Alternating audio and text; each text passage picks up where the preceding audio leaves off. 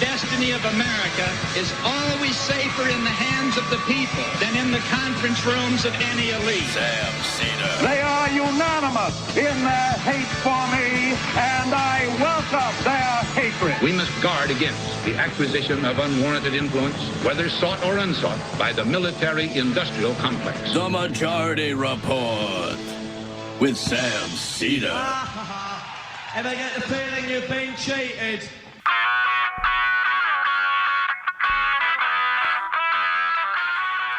It is Wednesday, January 3rd, 2024. My name is Sam Seder. This is the 5-time award-winning Majority Report. We are broadcasting live steps from the industrially ravaged Gowanus Canal in the heartland of America, downtown Brooklyn, USA.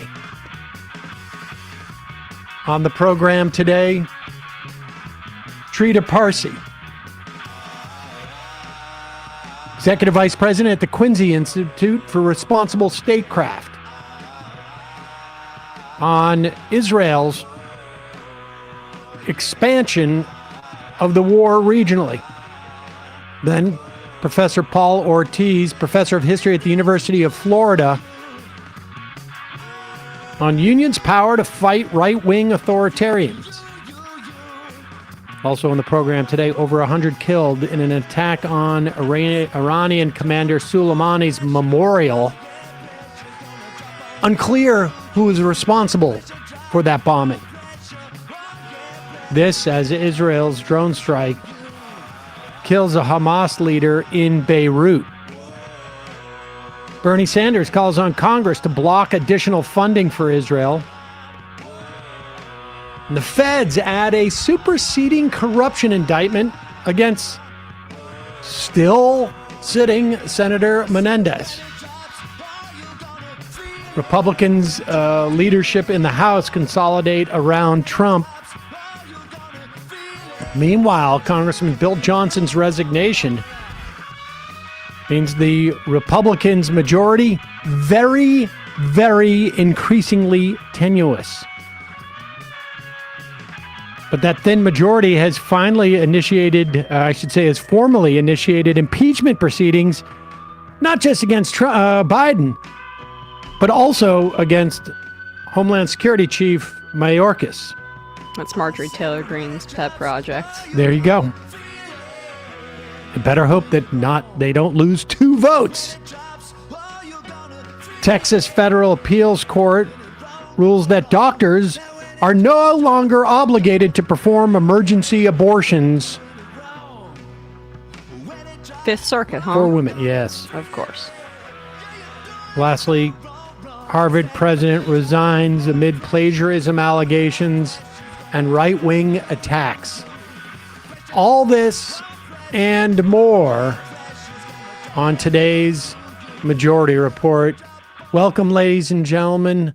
It is... wow. It's Hump Day. Yeah, I'm completely flummoxed by that.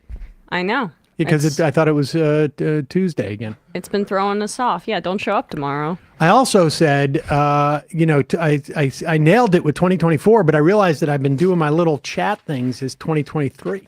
Ah, okay. And that's what tricked me up there. Still in 2023 on all your chats. Exactly.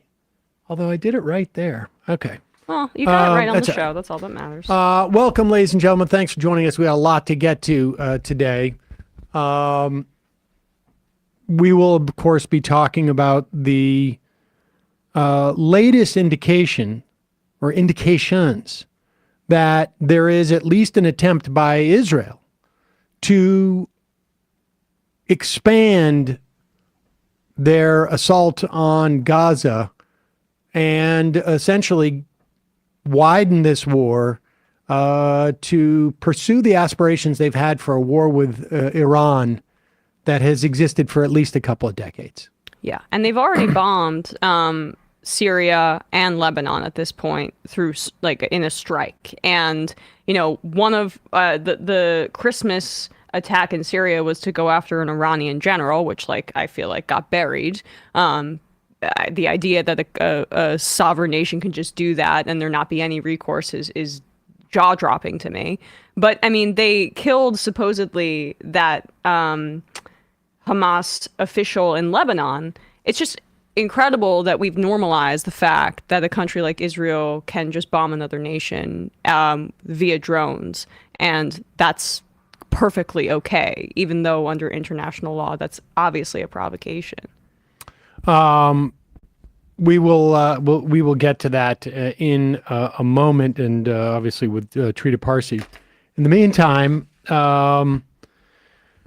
the feds have released a superseding indictment. In other words, basically they've updated the existing indictment that they had issued against Bob Menendez, senator from New Jersey. You'll recall he already had one corruption trial that he managed to squeak through, I guess, years ago.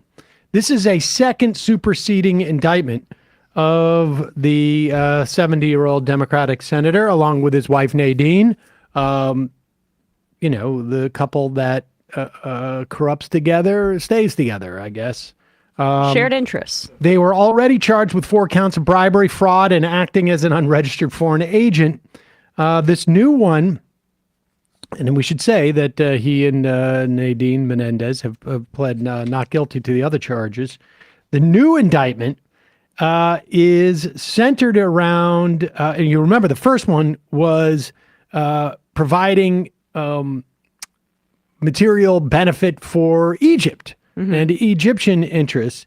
This is essentially, if I understand it, introducing a developer, a real estate developer, to the Qatari royal family, providing some benefit for Qatar in terms of like public statements, et cetera, hooking up this guy, Dabes, I think is his name is pronounced. While the company was considering the investment, this is Dabes sold a major stake in an Edgewater development project for $45 million to Heritage Advisors of London, which was founded by Sheikh Sultan bin Jassim Al Thani from Qatar. So the idea is they're looking for a purchase. This developer's got this big thing. He wants somebody to buy into it. While the company was considering the investment, this is according to Politico, Menendez made multiple public statements supporting the government of Qatar and provided them to Dabes to share with the Qatari investor and government official from the country. In other words, I'm making these public statements. I'm going to send them to you so that you can show them to the Qataris to basically say, like, look what I'm doing for you. And in fact, Menendez allegedly messaged Dabes on an encrypted app before putting out a pro-Qatari statement you might want to send to them. I'm just about to release. Now, of course, you send this on an encrypted app because you don't want anybody to know that you've got a public statement. Yeah, so Very odd. And then several days after attending a private event in Manhattan hosted by the Qatari government, Dabes allegedly messaged Menendez photos of wristwatches with prices ranging from $9,900 to $23,900, asking, how about one of these? For me, obviously. I'm asking for fashion advice from you, Bob. Which one do you think was going to suit me better? What will it compliment my eyes?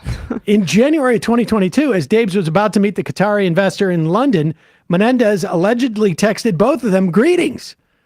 I understand my friend is going to visit you on the 15th of the month. I hope this will result in the favorable and mutual beneficial agreement that you have both engaged in discussing. And then that May, according to the indictment, the Qatari company signed a letter of intent to enter a joint venture with Dabes, and thereafter, Dabes provided Menendez with at least, you ready for this? Come on, what does Menendez love? He loves gold bars. There we go. With a gold bar. Somehow all these people loan him gold bars. He's a collector. May you have friends item. who will give you as many gold bars as Menendez has gotten. You got from baseball his friends. cards, you get gold bars. People just have different interests. And This is, I'll continue to read some of the stuff from the indictment, but first, we should see how this was reported on MSNBC. This is perhaps one of the more awkward things that one is going to see. Now, I will also say this. You remember when Chris Cuomo was on CNN, and he was actually behind the scenes working on helping his brother, Andrew Cuomo, in fighting all of the charges about how Andrew Cuomo screwed up, not just in terms of like COVID, but also with his inappropriateness, boundaries around the allegations against him, women that Andrew Cuomo come in. This, I mean, I guess live by the sword, die by the sword in a way. Here is Alicia Menendez. Alicia Menendez, just coincidentally, daughter of Bob Menendez, and on MSNBC. She was filling in for Nicole Wallace, who's on at like 5 p.m. Is that right? Must be. This was at 5:55 Eastern. Okay, and Ari Melber follows up. Ari Melber is is also their legal correspondent. His show starts at 6.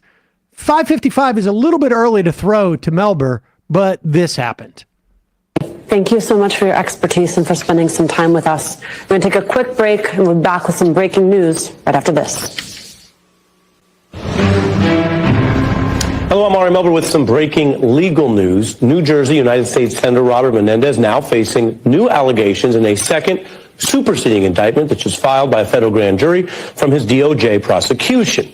Those prosecutors there at the Justice Department now allege Menendez received gifts not only for allegedly helping the government of Egypt, but also for helping a developer, Fred Davies, get a multi-million-dollar investment from a company with ties to the government of Qatar. There you go. And that's at 4:55, and I saw the little thing there, so it wasn't quite his show yet. He was just coming in at the end. I mean, 4:55 Central Time, so yeah. It is, and to be fair, look, that's how they should handle it. Yeah. She should not be covering it, but awkward. But maybe, I don't know, like, look, people get to do what they want, and if you're talented enough, you can be the daughter of a senator and still be a host on cable news. But I just think it's a little odd. I think it's a little bit odd that MSNBC chooses to make these kinds of hires, right? Like, it's either somebody who has whether it's Chris Cuomo, I know that's on CNN or formerly, and her on MSNBC. We don't need to hire these folks. Abby Huntsman. Yeah. Chelsea Clinton. Who else is also like the Today Show host is Jenna Bush. So, I mean, just you don't need to do it, cable host, but apparently they do. And then their other pastime is just hiring former Republicans who then decide to be hosts on the supposedly liberal. And just one more detail from the Menendez superseding indictment. As I said, after the Qatari company signed a letter of intent to enter a joint venture with Davies, thereafter, this is reading from the indictment, thereafter Davies provide Menendez with at least one gold bar. And then 3 days later, following a dinner with Davies, Menendez allegedly Googled, quote, 1 kilo gold price. That's the second detail of this where I'm like, I would expect an experienced crime viewer to know, A, don't trust the encrypted apps to actually be encrypted from investigators, and also don't Google your crimes. But this is the thing. When he didn't get locked up for that first corruption case, this is what crooks, when actual crooks, when they see that happen to themselves, they think I can get away with anything. And that's the lesson clearly that Menendez took. I mean, he thinks he can still get away with running for re-election when, I mean, he's getting outraised and the polls in New Jersey clearly want him out, obviously. Well, that could be just he's looking for leverage. Once all of the indictments are in, maybe he goes like, what if I resign? Yeah. Do I have to go to... Keep white-knuckling Menendez. It's a great look for you. Folks, I want you to think of some of the perfect duos that we've been talking about. Like, for instance, Menendez and gold bars. Right. Or Menendez in jail. Gold bars in jail. No, but the perfect duo when it comes to growing your business, well, that's you and Shopify. Shopify is the global commerce platform that helps you sell at every stage of your business, from launch your online shop stage to the first real life store stage, all the way to, did we just hit 1 million orders stage? Shopify is there to help you grow. And that's the amazing thing about Shopify. It doesn't matter if you're selling soap or outdoor outfits or, I don't know, Majority Report merchandise. Shopify helps you sell everywhere.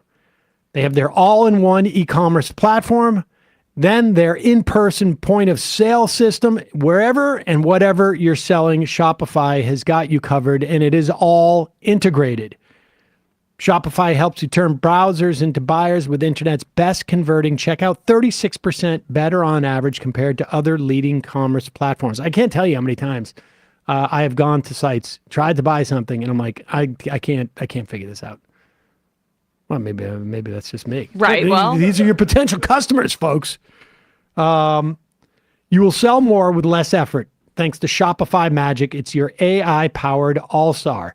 Shopify powers 10% of all e-commerce in the United States. Shopify is the global force behind Allbirds, Rothy's, and again, the Majority Report Majority Report merch store. Yes. And millions of other entrepreneurs of every size across 175 countries. Plus, Shopify's award-winning help is there to support your success every step of the way, because businesses that grow with Shopify. I mean, for me, the easiest thing, the best thing about Shopify is just that it was very easy to do. I don't know if the Majority Report merchandise is going to, expand beyond this. But if it were Shopify, I could still be using Shopify no matter how huge I got. We do live shows. We can integrate those sales with the sales that we have on our Shopify site. And you can also integrate Shopify into all of the big social media platforms. If you want to take your business to the next level, Shopify gives you everything you need to take control and do so. Sign up for a $1 per month trial period at shopify.com/majority. All lowercase. Go to shopify.com/majority now to grow your business no matter what stage you're in. Shopify.com/majority. All right, we're going to take a quick break. We come back.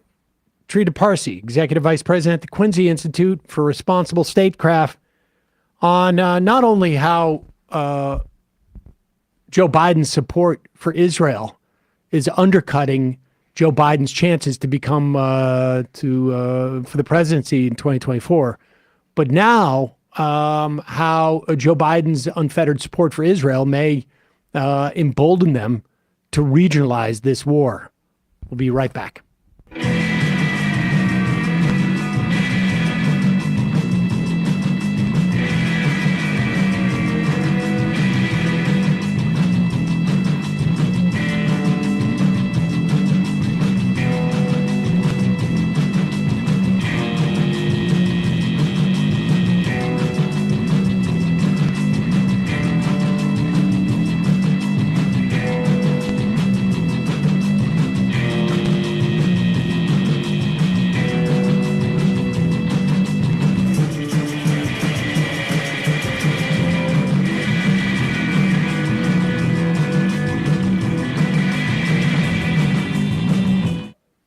We are back. Sam Seder, Emma Vigland on the Majority Report. Want to welcome back to the program Trita Parsi. He is the Executive Vice President at the Quincy Institute for Responsible Statecraft.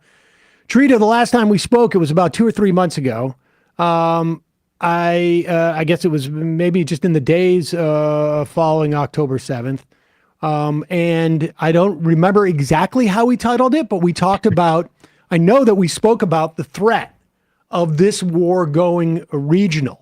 And when we booked you, we were going to talk about, both that happening, but also, pieces you wrote about the implications of Biden's, really unfettered support for the most excessive response by the Israelis possible, it seems to me, and how that's going to implicate his reelection, what it means for our democracy. But over the past 36 hours, maybe it's been 48 hours, there's been developments that suggest that we should start with the regionalizing of this war. Why don't you give us this timeline of what has happened? And it seems to me it started with the announcement that the Israelis were going to pull back, I think it was 5 brigades from Gaza for unclear reasons. Yes, that did happen. But I think we have to go back perhaps another 10 days or so. We saw the assassination of an Iranian general in Damascus, in Syria. We had the assassination of a senior Hamas leader in Beirut just about 36 hours ago. There is this massive explosion. The Iranians call it a terrorist attack taking place in the city of Kerman in Iran today that has left more than 100 dead. We do not know if this is linked or not. The timing, of course, is suspicious. There are other potential culprits for attacks of this kind have happened before in Iran. But this is the deadliest terrorist attack in Iran's modern history. All of these different things, and again, potentially excluding the latest one, what happened in Kerman, nevertheless seems to suggest that the Israelis are starting to act on what they wanted to do apparently from the beginning, which is to expand the war to go into Lebanon as well. The Biden administration credits themselves of having talked the Israelis out of it immediately after October 7th. And as of recent, we have heard more and more concern from the Biden administration that the Israelis may be looking for a pretext to expand the war. I think we're seeing it quite clearly because the likelihood of these attacks having been done either to provoke a response from Hezbollah or from the IRGC in Syria, or to actually lay the preparation for a broadening of the war, I think starts to become increasingly clear. Why would the Israelis want this, though? I mean, this is the logical question. I personally did not believe that the Israelis wanted a widened war in the early days of the war, thinking that it would be too difficult for them to handle 2 fronts at the same time. But I think something has changed in Israel since the October 7th attacks. The Israeli calculation essentially was that they could manage living next to Hamas and what they perceived as the threat from Hamas, of course. And, they had the strategy of what they call mowing the lawn, bombing Gaza every 2 years or so. They did not expect that there could be such an attack from Hamas, and there was. And now they extrapolated that into Lebanon and saying, how could Israel possibly calculate that it could manage living next to Hezbollah, which is much more powerful than Hamas is? This is simply unacceptable, the argument goes, just as much as Hamas needs to be eliminated from Gaza in order for Israel to be safe. Hezbollah also has to be eliminated, at least from the southern parts of Lebanon, in order for Israel to be safe. And then essentially saying they have no choice but to expand the war. Then you add another dimension to which goes exactly to what you said earlier on. This has been the most deferential president in the United States to an Israeli war effort that we've seen in a very, very long time. And as a result, perhaps there is a perception on the Israeli side that, yes, the United States doesn't want an expansion of the war. The Biden administration has pushed back against it. But if Israel manages to provoke an attack from IRGC or from Lebanon onto Israel, then the Biden administration will fall into line just as it did after the Hamas attack and end up supporting Israel's expansion of the war into Lebanese territory. I want to circle back to that dynamic in a moment, but can you just give us a brief rundown of exactly and to be honest, I haven't, I don't know that I've even contemplated this in a decade, but who runs Lebanon?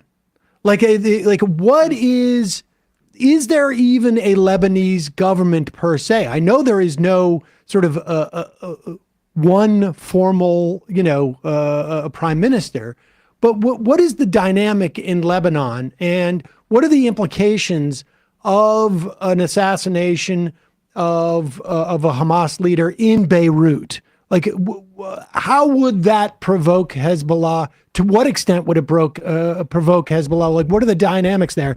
But first, give us that sort of like overlay of Lebanon, if you would.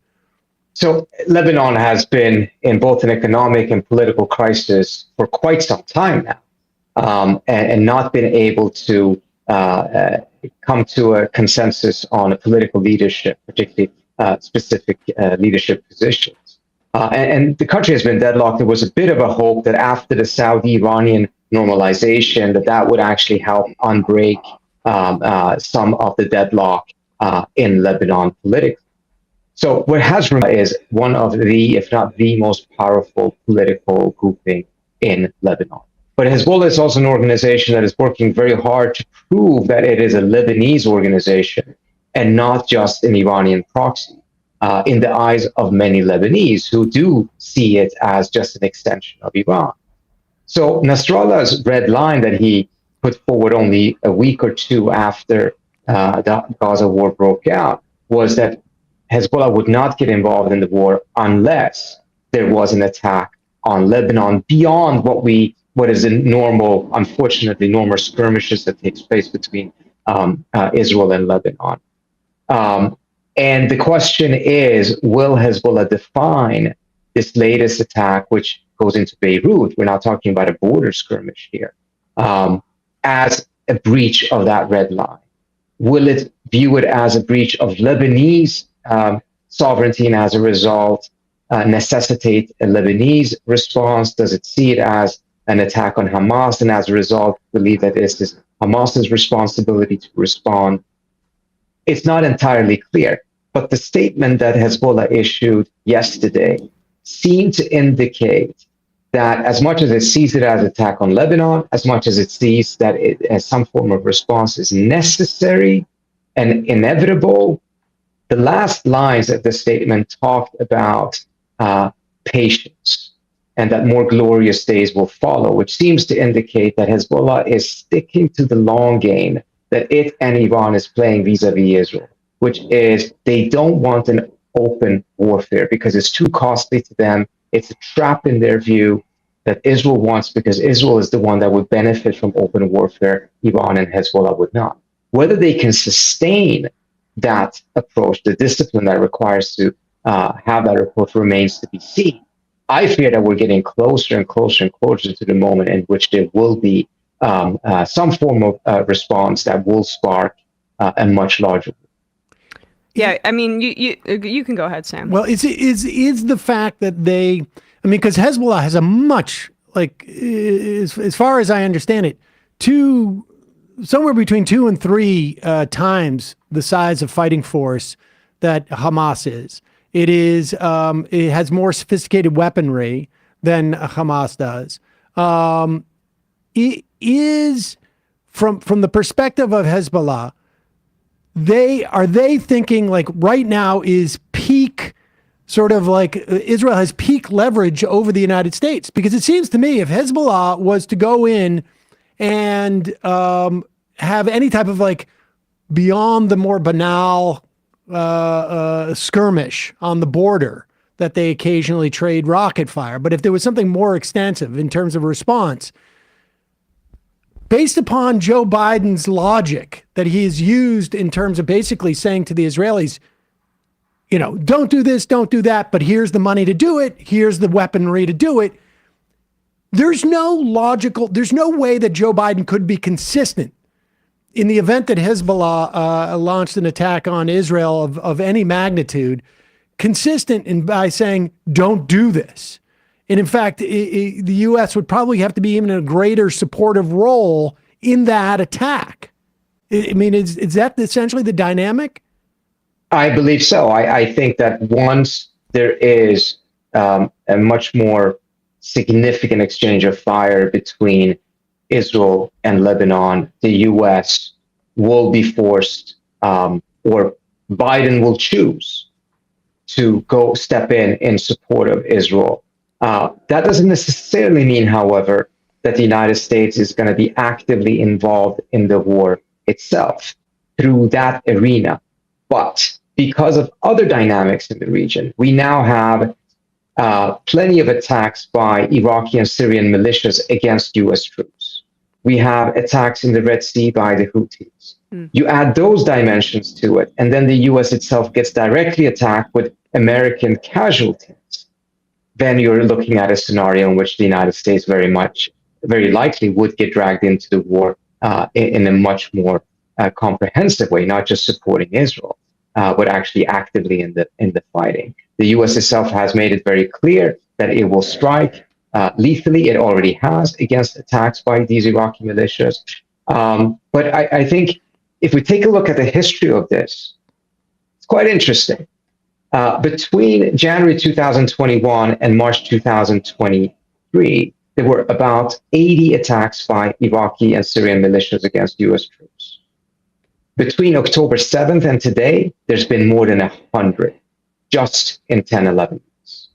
The only 6 days during this period in which there weren't any attacks was when there was a ceasefire in Gaza.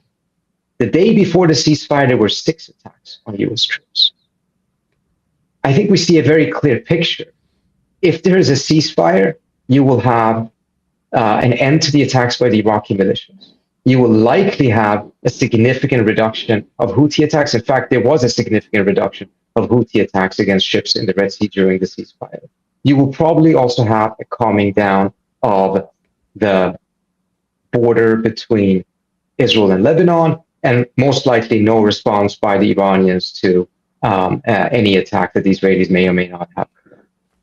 So it seems to me that the most obvious way of actually getting a de-escalation and making sure that the United States does not get dragged into this war is the one way that the Biden administration is most adamant about not pursuing, and that's a ceasefire.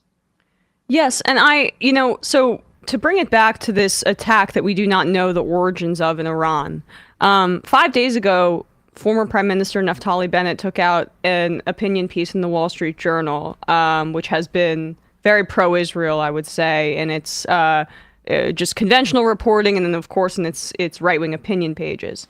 But Naftali Bennett is one of the 2 top options considered if an election were to be called, which Netanyahu is aggressively trying to avoid, to replace Netanyahu as prime minister in that time. 5 days before he took out this opinion piece, and then we're seeing the attack, or I guess that was on Christmas, the assassination of the Iranian general by Israel, and then whatever the origins of this bombing are, we don't necessarily know. But to your point about how the Israeli government wants to basically move towards potentially that broader regional conflict with Iran, and they want there to be provocation, is it your assessment that there is a drive within the Israeli government to continue to tie, when they fight with Hezbollah or when they speak about the Houthis and their alignment with Iran and their rocket attacks into Israel, to continue to bring it back to Iran, to convince U.S. neocons, essentially, that this is necessary, that we need to bring us into a larger war? And then what is Iran's response to that? I think you're absolutely right. Yes, there is that desire. There's also some truth in it. Iran is arming Hamas. It has armed and trained the Houthis. It is definitely behind Hezbollah. So there is a constellation there.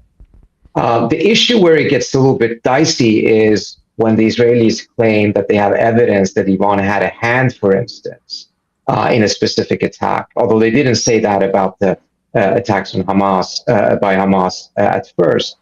But because that's different if they were actively involved. But there's no doubt that the Iranians have been supporting these different groups. But it comes to a larger question here, which is, from the Israeli standpoint, there's been an effort for more than 20 years now to get the United States to attack Iran.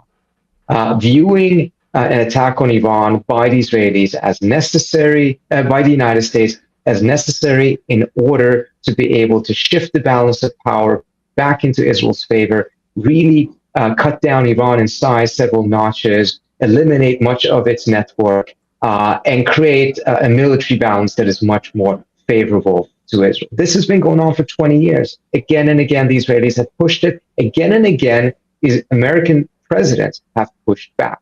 Even Bush pushed back. Obama, of course, pushed back. It's actually very funny. Even Trump pushed back initially and said, well, if you want to have war with Iran, you should go ahead and do it yourself, but keep the United States out of it.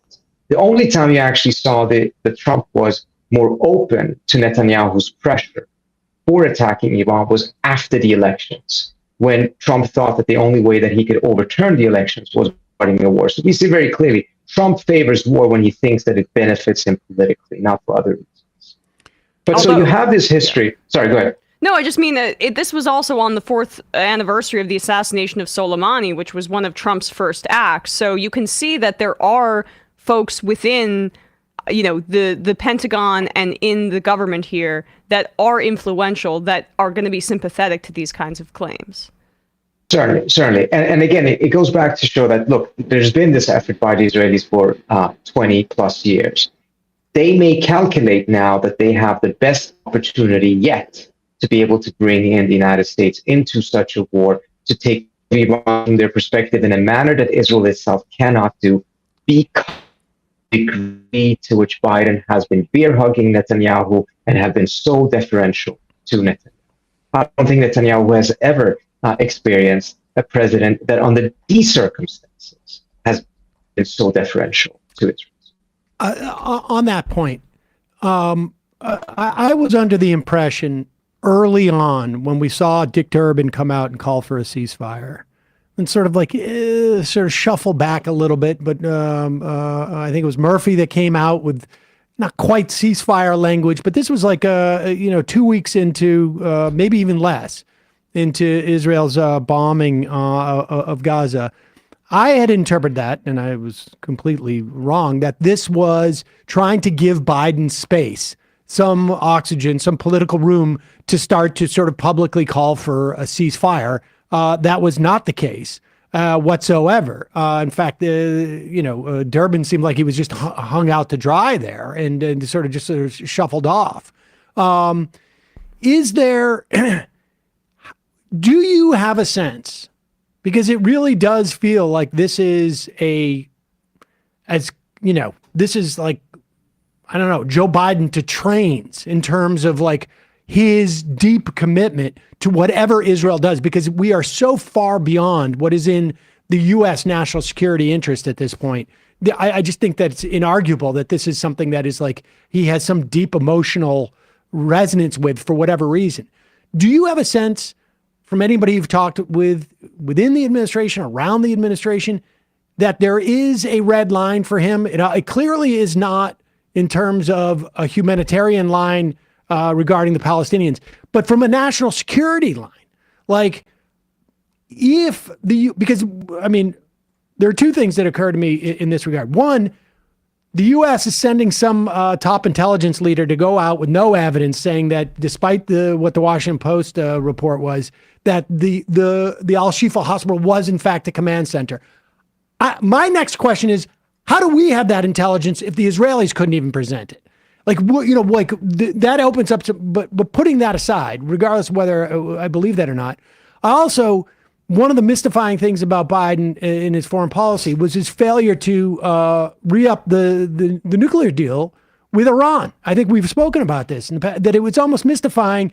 And what was then appears to me as a sort of bumbling failure or now looks like there may have been more intent associated with not signing that. Like that there were, the roadblocks came more from Biden himself than anything else. I wonder just if you could respond to that and get a sense of like, just how far is Biden willing to risk U.S. national security at this point in this, what seems to me like even beyond ideological compulsion to support whatever Israel does? I think this is the most important question. You're asking what is the red line? And I think the terrifying answer is there may not be a red line.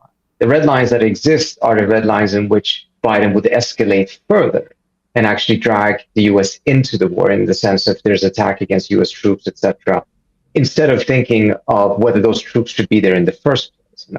Or is it lies for us to put American soldiers in the lines of fire when we actually don't have an interest and a stake? I think one of the mistakes a lot of people, myself included, committed early on was believing that Biden wanted a ceasefire, but either wasn't really willing to pay the political cost for it or was looking for additional leverage before he pushed for it, or that he was waiting to give the Israelis a couple of weeks before he pushed for it. I think at this point it's clear that was not the issue. Biden signed on to Israel's maximalist military objectives of eliminating Hamas from Gaza. He wanted to see Israel do to Hamas what the United States could not do to the Taliban. And as a result, I think that is a key reason as to why he has been so adamantly opposed to a ceasefire, because he is in agreement with the Israeli objective. An objective, incidentally, that many, and I would perhaps say most analysts believe is not achievable, including, incidentally, the former Israeli Prime Minister Ehud Olmert, who said this very clearly in the very first sentence of his op-ed in the Haaretz about a week or so ago, that there is a nil chance of achieving this narrative. So we have that situation in which he's just bought into this plan, and as a result, can I add, along with it. Forgive me interrupting, but it's not just Olmert, but I think Secretary of Defense Austin said the same thing a month ago. That it's arguable as to whether you can actually materially achieve this just on in terms of just sheer numbers, but that it's quite clear you will lose the war even if you win the battle against Hamas. I mean, we had experienced this. We won militarily wars and lost the peace and lost everything else, including standing and credibility. We've done that for more than 20 years in the Middle East right now. So we, more than anyone else, should be able to tell the Israelis that this is not a path that is likely to lead to success. In fact, it's almost certain to lead to some form of a failure. But you also asked another question there, Sam, that I think is very important, which is, what is he risking here? Not only war. I would go further. I mean, obviously, it's tremendously concerning that he is, in my view, very nonchalant about the escalation risk. And is not stopping this in the manner that he could by going for a ceasefire. But according to the Biden administration and the Democratic Party themselves, they say that the elections next year, or this year now, is about the survival of American democracy. Because a return of Trump, in their assessment, could very well spell the death of American democracy. Well, taking a look at the polls and seeing how Biden is destroying his winning coalition from 2020 through this war.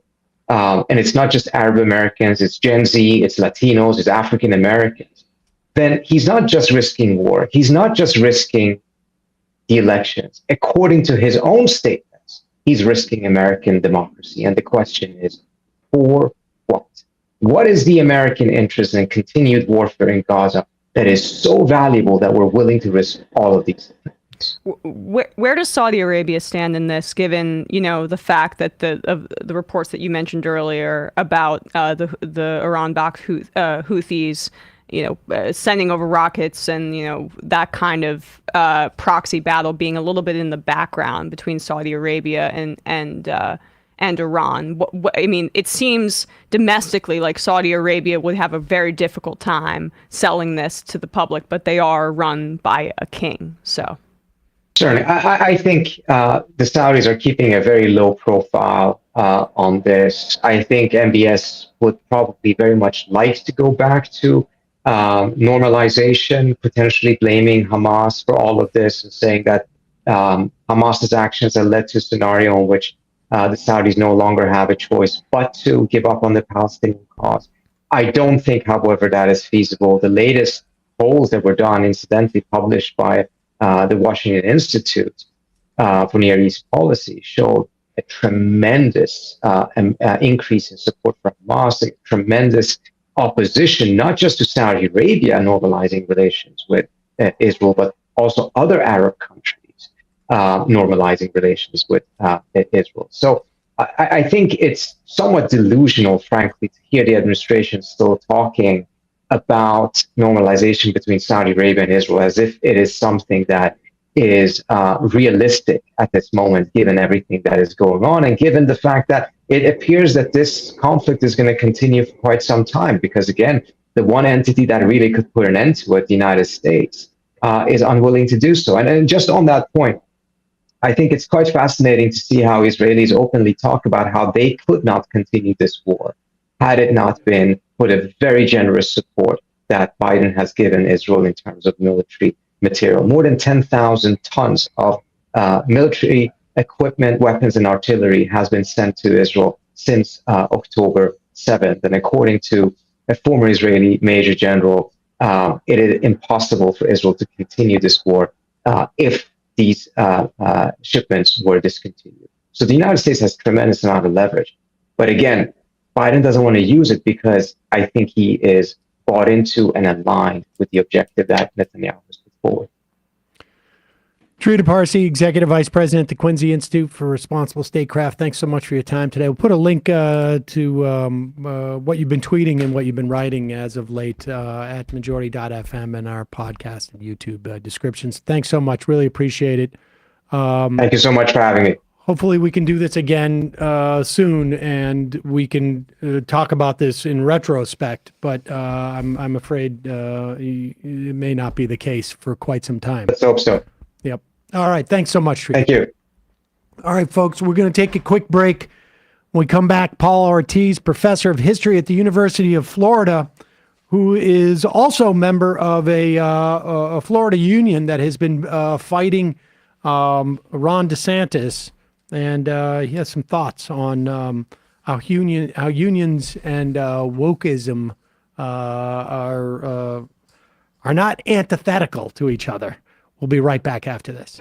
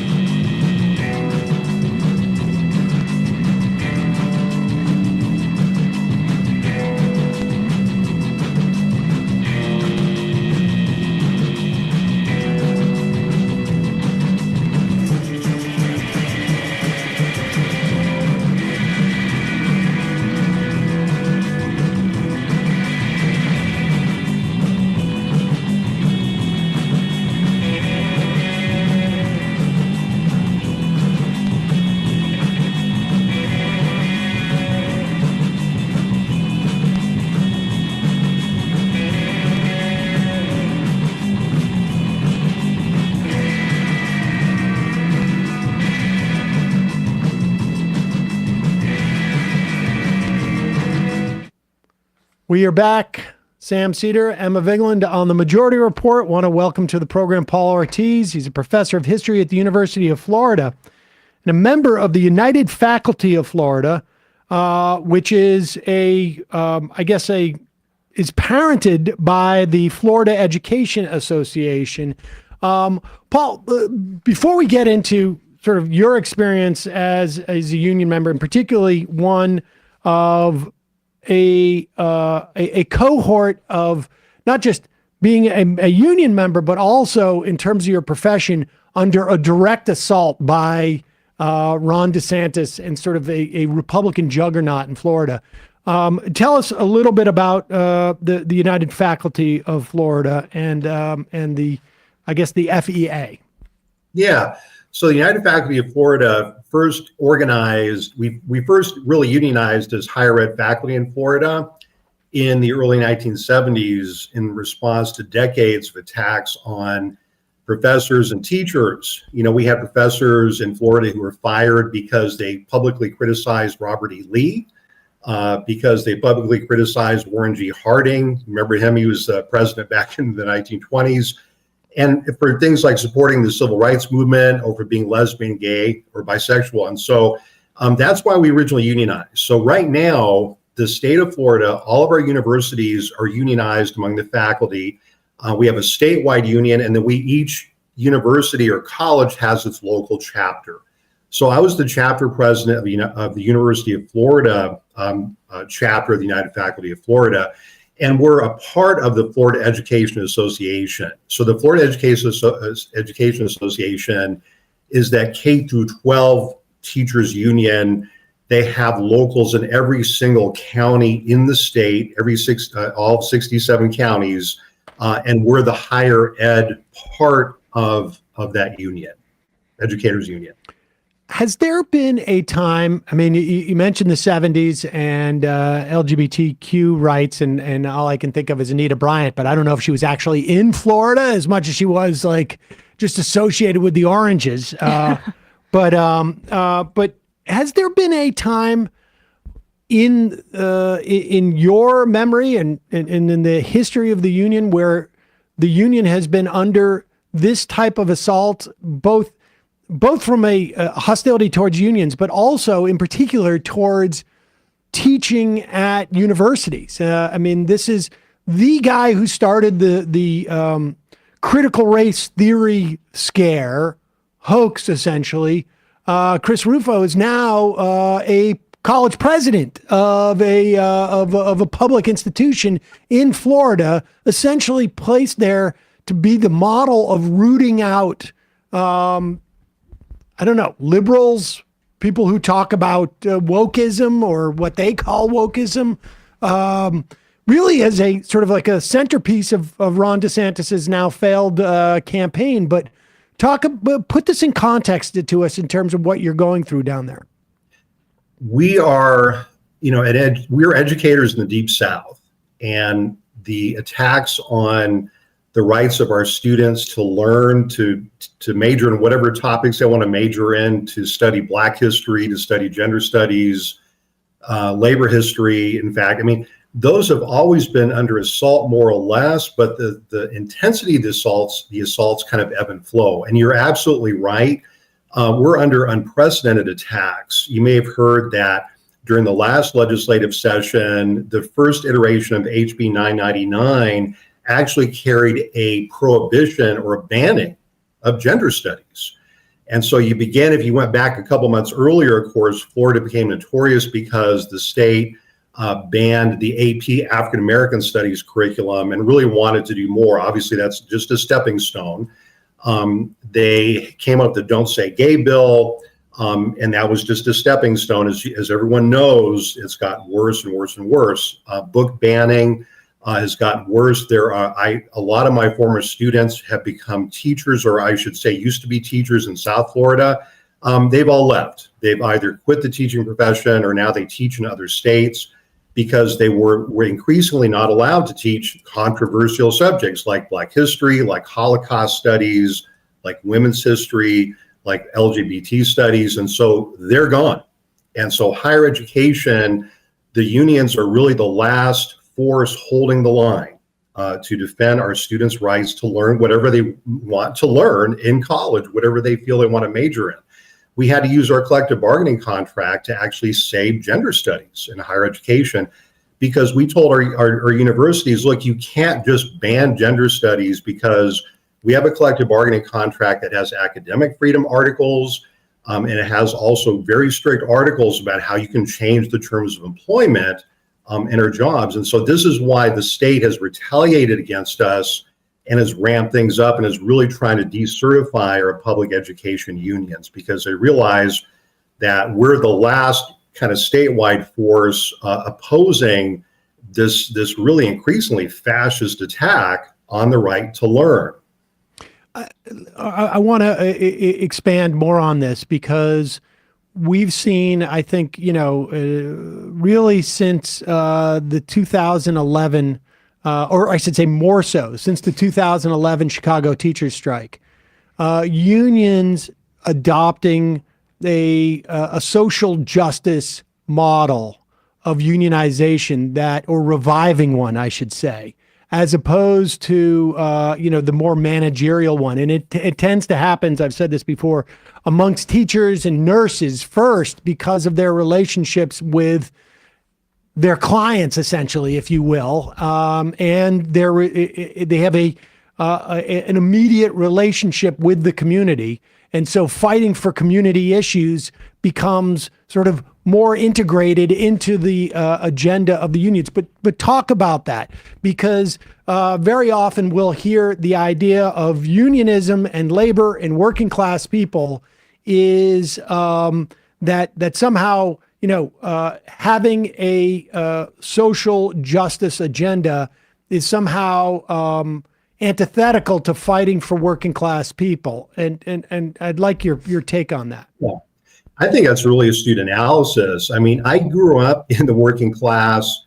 I've been a union member most of my entire adult life. And I think even taking things a step back, I think in the 80s and 90s, the labor movement got away from our roots. And what I mean by this is that in some cases, we did become disconnected from communities, and we kind of pulled in the fences. There was the Reagan era. Everyone knows it was tough on unions. We became very defensive. You mentioned the Chicago teachers strike was a model for many of us because it reminded us that, as teachers, as faculty members, as staff members of colleges and universities, we are part of the community. And one example would be that for our faculty union, we have never argued that academic freedom is just an issue for professors. We've never argued that we're only talking about things like tenure and our rights in the workplace.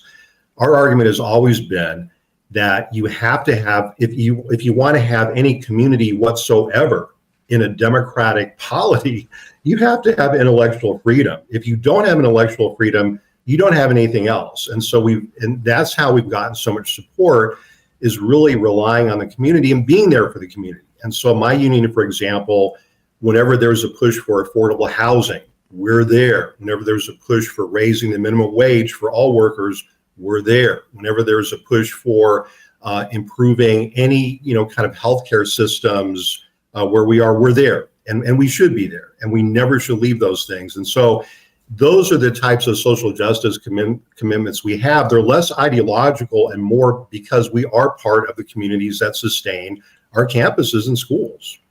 Can you talk a bit about what some of your colleagues and members of your union have gone through over the past few years, particularly if they identify as LGBTQ, what the environment has been like in Florida, given the, conversation about groomers and how the right-wing government, or the DeSantis administration, among others, have tried to target really LGBTQ educators in the state? Yeah, thank you. It's an excellent question. It's been really depressing. It's been devastating. When I was the union president for our chapter, I'm still an officer, but I was a president for 3 years. The attacks on our LGBT faculty, attacks on Chinese and Chinese American faculty, especially after the election of Donald Trump, to talk with my Chinese colleagues here in Florida, actually many of whom have left the state. And they would talk to me not only about being harassed in their colleges and university settings, but they would talk about their children on the playgrounds being harassed by other children because they heard these terrible, and one of them even challenged me. And she said, Paul, when was the last time you ever saw a positive article or media thing about China in the newspaper? It's always negative. It had a really devastating impact. I think that what's depressing for me in terms of thinking about, how do we maintain intellectual freedom in the United States is, I get emails, I get texts from colleagues, especially assistant professors, graduate students who say, Professor Ortiz, I was going to assign Toni Morrison, a book by Toni Morrison, like say, Beloved. I was going to assign an article by Kimberly Crenshaw, one of the great law professors of our time. But I know the state is looking especially stringently at Black women scholars. And maybe I won't be able to assign that this semester because I'm afraid, I'm not tenured, I don't have job security. And so there's a constant fear of harassment. And there's what I would call, or what we call here, a lot of anticipatory obedience. And so the state doesn't even have to pass a law saying, oh, you can't read Toni Morrison's Beloved.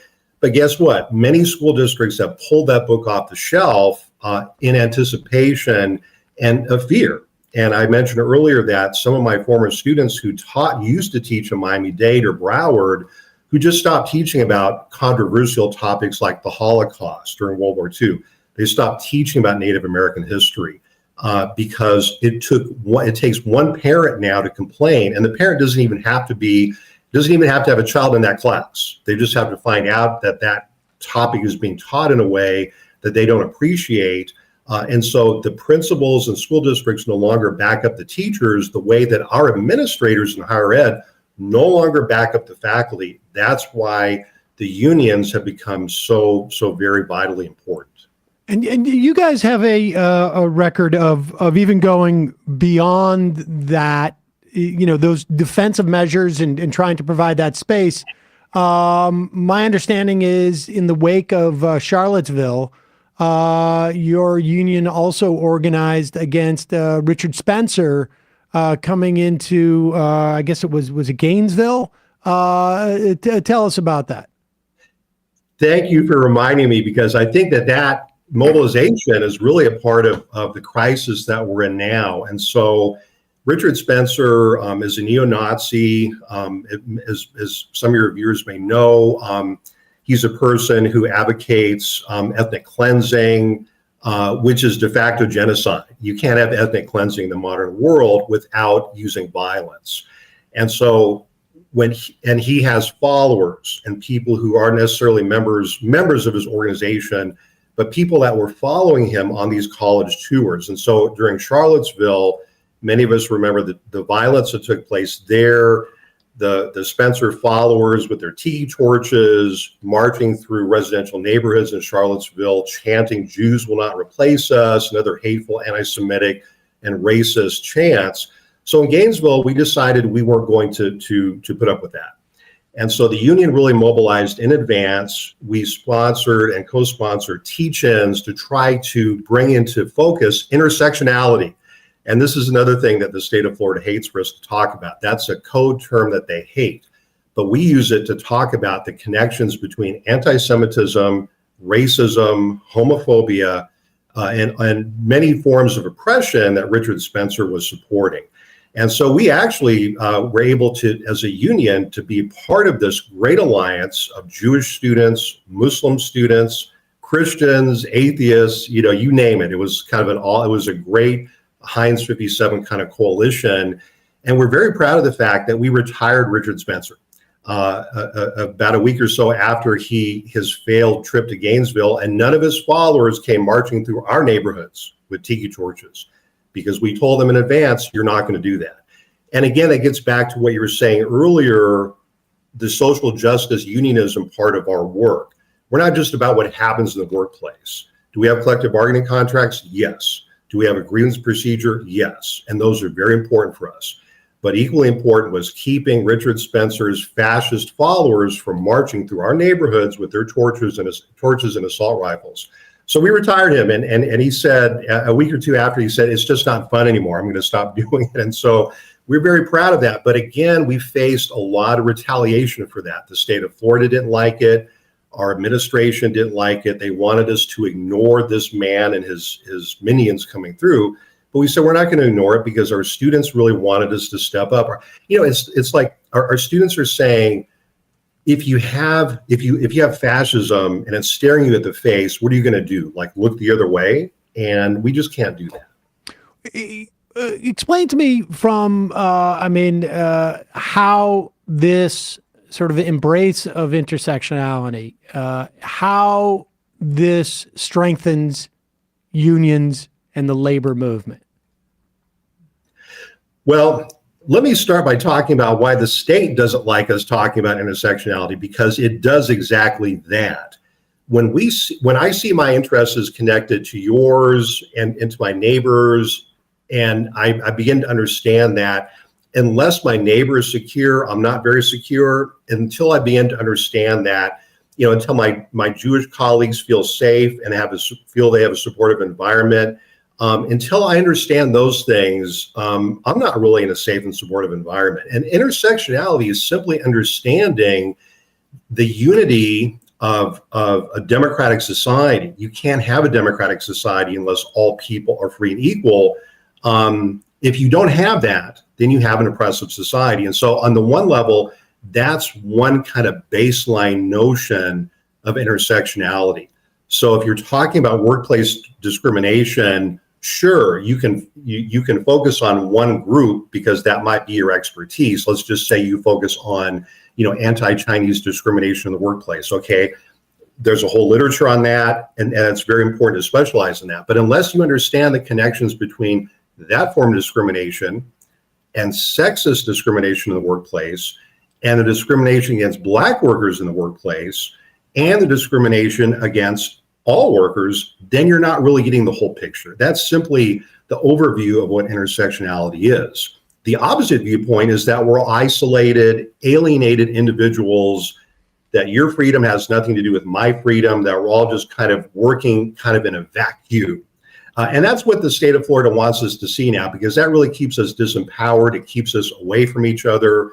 An intersectional attitude leads to organizing. It leads to understanding that the state of Florida, or even the United States, doesn't give us rights. We earn those rights, but we can only earn those rights through organizing. Lastly, is there anything you can tell us that would give us any type of optimism for Florida in any time frame that you choose?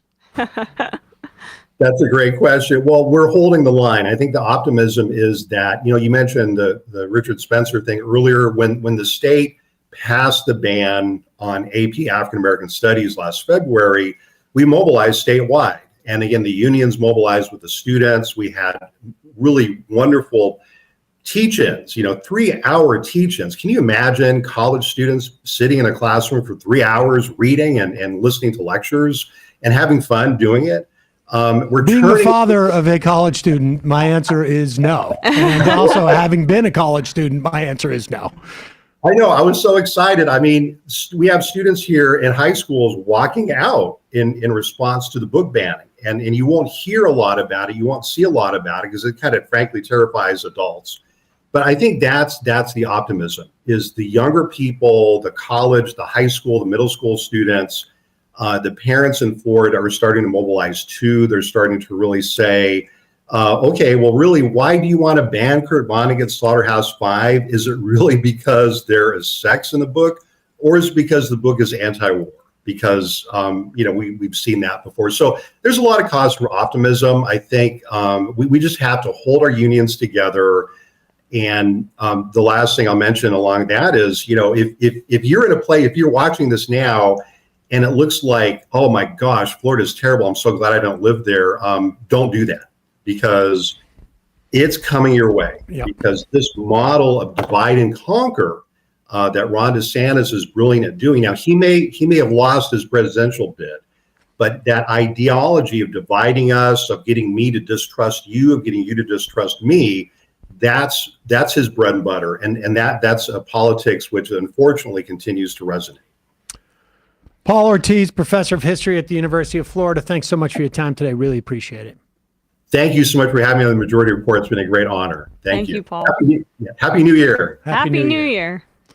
All right, folks. We're going to head into the fun half. Just a reminder, it is your support that makes this show possible. If you have the wherewithal to become a member, join themajorityreport.com. Join themajorityreport.com. You get the fun half. You get the free half without commercials. But perhaps most importantly, you help this show survive and thrive. Join themajorityreport.com. Also, don't forget justcoffee.coop. It's a co-op. And it's fair trade coffee. They really operate not just as a co-op in this country. They're out of Madison, Wisconsin, but they also really, really support their suppliers, farmers in Eastern Africa and in Chiapas and maybe other places as well, but I know of those two. And they are very supportive of their suppliers in a way that coffee companies generally are not. Justcoffee.coop. You can pick up the Majority Report blend, and you can get 10% off with the coupon code MAJORITY. Also, don't forget shop.majorityreportradio.com if you want some merch, if you want to be part of the Discord. I should say this. We had a large attack on the website last night. Now, is this a picture of it? No. We had a large attack on the website last night, and it is unclear what it is. Like, I mean, it's possible that hackers go out and just attack vulnerable servers and hoping to find information. My understanding is that we have no sensitive information like that stored anywhere on our servers anyways. But there's also, occasionally, I don't want to draw too much attention to this, but I can tell you that we've had some weird commenters show up in the Discord who didn't really seem to know where they were, but they were there with a specific opinion about our coverage about the Israeli assault on Gaza. I have received strange emails. And people I know have received strange emails. So you never know. But nevertheless, with the support of our members, these type of things, we deal with them. Kyle is a genius, and I don't care who wants to do a denial of service. You're going to lose. Sorry, it's just we'll have to upload the show notes an hour later. Exactly. Yeah. That's the other thing. It's like, really? You don't seem to understand how we operate this place. Great prank, Farva. Exactly. You don't seem to understand how we operate this place. Oh, no. We're delayed an hour. Yeah, exactly. Yeah, right. Everybody gets to sleep in for an hour. But anyways, you can go to the Discord, which apparently is attracting some attention from weird places. And check it out. Trying to silence us. MajorityDiscord.com. Trying to silence us. There you go. I did not know. Did you know that Jimmy Dore had Alex Jones on the show? I looking did. At that IM. I didn't. I considered sending it, to our Slack to see if we wanted to cover it, but I feel like we're at a place where what's the point? Yeah, the only point would be, frankly, me going, called it. Yeah, that's true. I mean, I literally said he is our Alex Jones. 6 years ago, 7 years ago. And Alex was like, oh, I've been following you for a while. I really appreciate your work. Well, you remember that video where they met up at, was it like Politicon or something like that? Oh, this was at Politicon where he spit on him. No, it was the Republican. Subsequent to that, they met up. Was it Republican convention or something? It was. I had just joined TYT as an intern. It was that Jimmy summer. was apologetic about it, being like, was he? Yeah, let's, water under the bridge. Maybe we can do something in the future. I don't know. I mean, I think maybe he was at the time. It's interesting. I wonder what that was about. Yeah, no, not Jimmy Dore. That was the best thing he's ever did was spit on Alex Jones. To be honest with you, but I pay people for that anyway. Yeah. What an era of online media that was. Yeah, that was crazy. Emma, hi. ESPN. On ESPN yesterday, we had a great episode where we talked about the college football semifinals. It's the last time that they're just going to do that four-team structure, and why It seemed to not fix all the problems with college football. It did not. It was designed to fix. Well, so next year they're going to do a 12-team playoff format, which will be much better as opposed to the Saints on high picking the 4 best teams.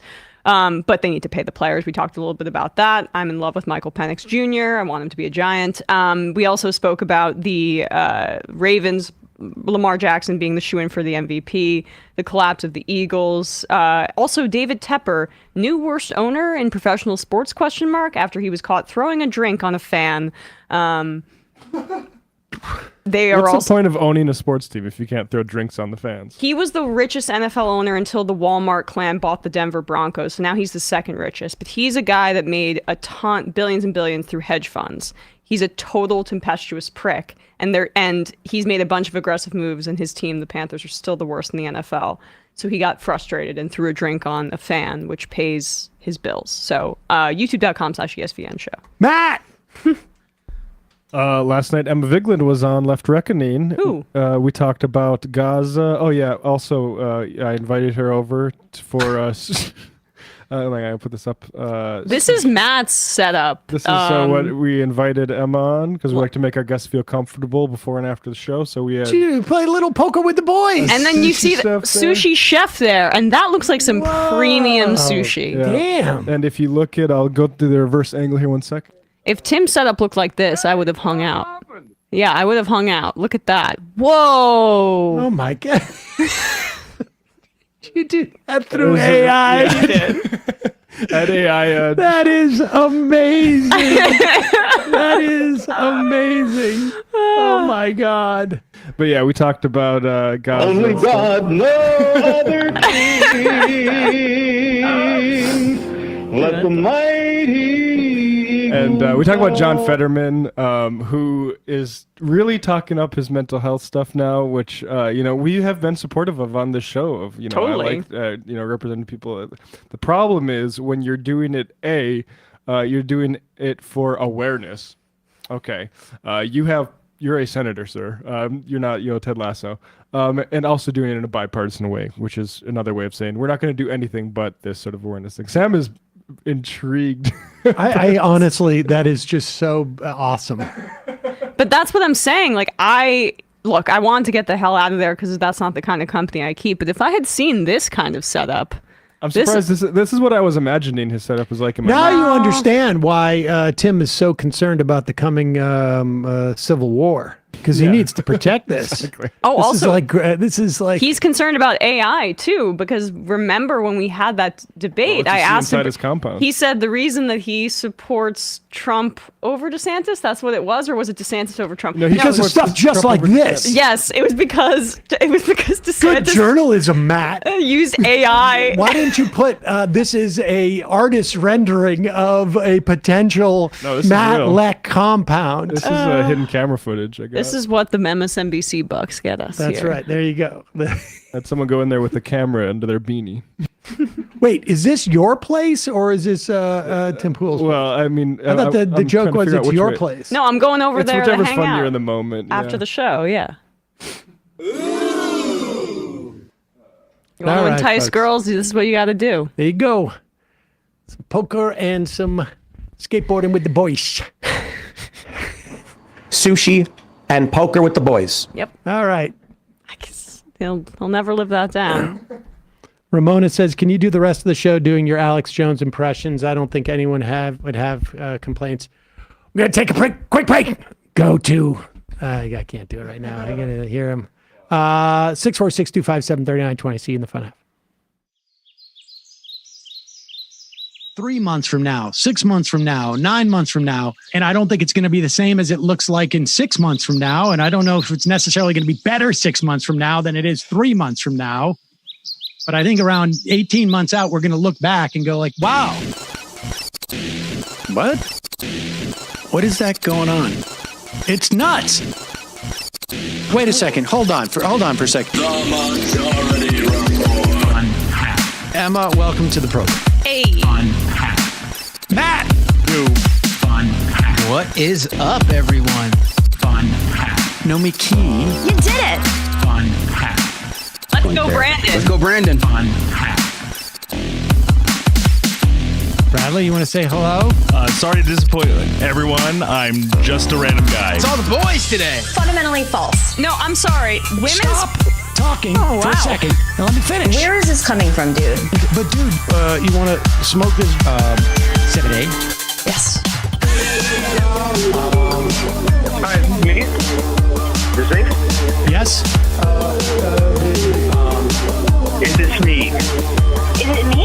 It is you. Is this me? Hello? Is this me? I think it is you. Who is you?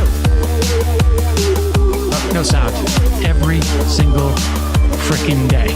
What's on your mind? Sports. We can discuss free markets and we can discuss capitalism. I'm going to go throw up. Libertarians. They're so stupid, though. Common sense says, of course. gobbledygook. We fucking nailed him. So what's 79 plus 21? Challenge Matt. I'm positively quivering. I believe 96, I want to say. 857-210-35 501 1/2 3/8 9/11, for instance. $3,400, $1,900. 5, 4, $3 trillion sold. It's a zero-sum game. Actually, you're making me think less of it. But let me say this. You can call it satire. Sam goes, it's satire. On top of it all, my favorite part about you is just like every day, all day, like everything you do. Without a doubt. Hey, buddy, we seen you. All right, folks. It's just the week being weeded out, obviously. Yeah, sun's out, guns out. I don't know. But you should know. People just don't like to entertain ideas anymore. I have a question. Who cares? Our chat is enabled, folks. I love it. I do love that. Look, gotta jump. Gotta be quick. I gotta jump. I'm losing it, bro. 2 o'clock. We're already late, and the guy's being a dick. So screw him.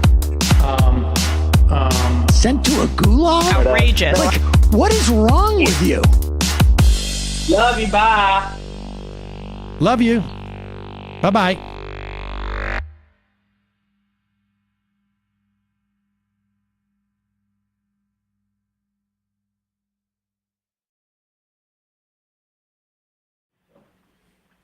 We are back. Sam Seder, Emma Vigeland, the boys.